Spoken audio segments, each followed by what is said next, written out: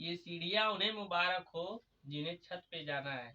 ये सीढ़ियाँ उन्हें मुबारक हो जिन्हें छत पे जाना है। हम तो आसमां के आरजू रखते हैं, हम अपना रास्ता खुद बनाते हैं।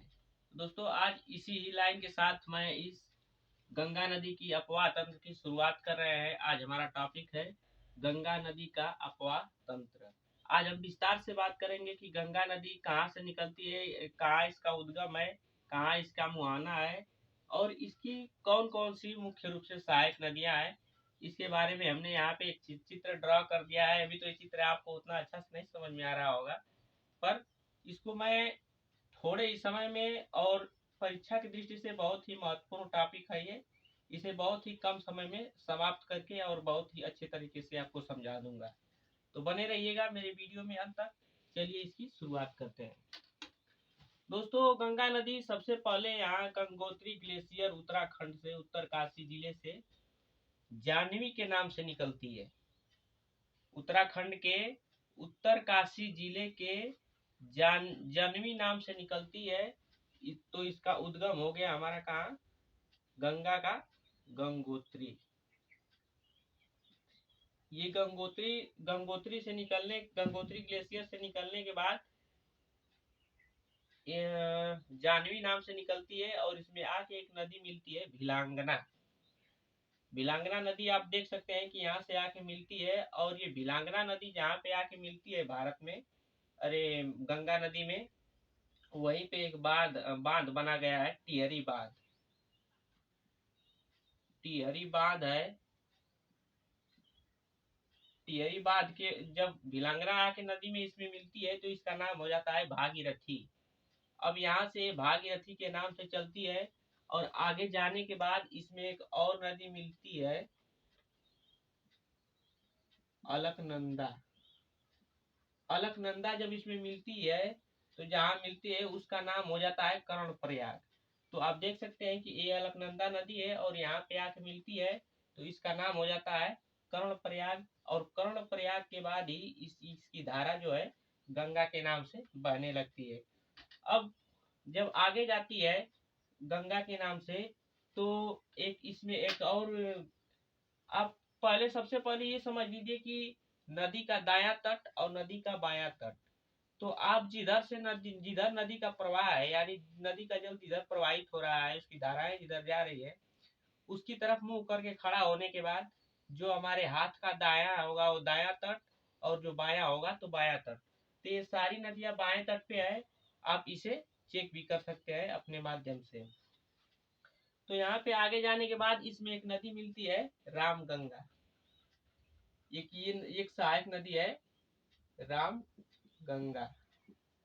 रामगंगा के बाद पीलीभीत के फुलहर झील से निकलने वाली और गाजीपुर में आके मिलती है, जहाँ पे हमारा एक बहुत ही प्रसिद्ध तीर्थ स्थल है मार्कंडे महाधाम। यहाँ पे आके मिलती है गोमती नदी। गोमती नदी को हम सदाबहारी नाम से भी जानते हैं क्योंकि यह मैदानी इलाका से निकलती है और इसमें हमेशा पानी रहता है, ये कभी जल्दी सूखती नहीं है। ठीक है। अब गोमती नदी के बाद आगे आगे बढ़ने के बाद इसमें मिलती है आके घाघरा। घाघरा नदी पे हम और विस्तार से चर्चा करेंगे जब घाघरा नदी को विशेष रूप से हम पढ़ेंगे। तो ये घाघरा नदी मिलती है। घाघरा नदी के बाद यहाँ पे गंडक मिलती है, गंडक। फिर ये हमारी है बूढ़ी गंडक, जिसके बारे में हमने अगली वीडियो में बताया था कि गंडक और बूढ़ी गंडक के बीच का जो स्थान है ये बांगर का मैदान है, क्योंकि यहाँ जल्दी नदी का जल नहीं पहुँचता है। इसके बाद यहाँ पे है कोसी नदी, जिसे हम बिहार का शोक कहते हैं। कोसी नदी, जिसे हम बिहार का शोक कहते हैं। और इसके बाद है महानंदा।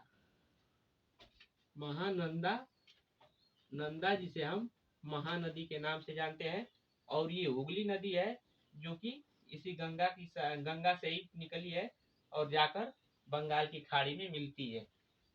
अब गंगा की सबसे बड़ी बात है कि यहाँ से यहाँ तक तो ये गंगा होती है और पश्चिम बंगाल में जाने के बाद एक फरक्का बांध बनाया गया है यहाँ पे, जब ये फरक्काबाद के माध्यम से जब बांग्लादेश में प्रवेश करती है तो इसका नाम बदल जाता है पद्मा।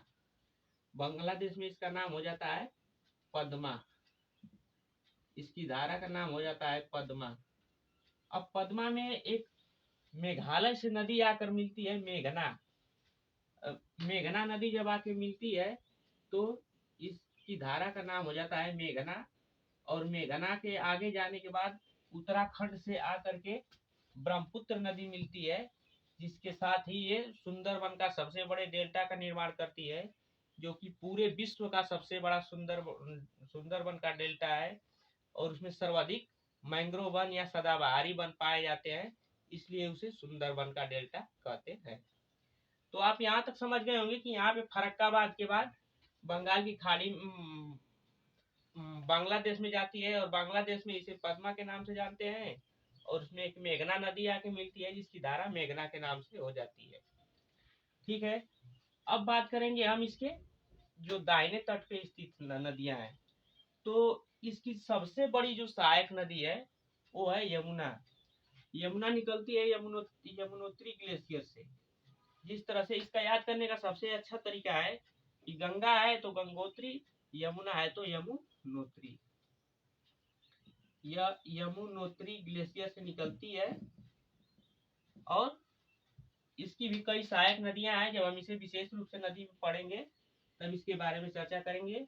ये उत्तर प्रदेश के प्रयागराज में जाकर के गंगा नदी में मिल जाती है और जहाँ मिलती है वहीं पे कुंभ का मेला भी लगता है प्रत्येक बार वहाँ पे, आप सभी को पता होगा। फिर उसके बाद कर्मनाशा नदी जाके मिलती है और कर्मनाशा नदी के बाद यहाँ पे टोंस नदी है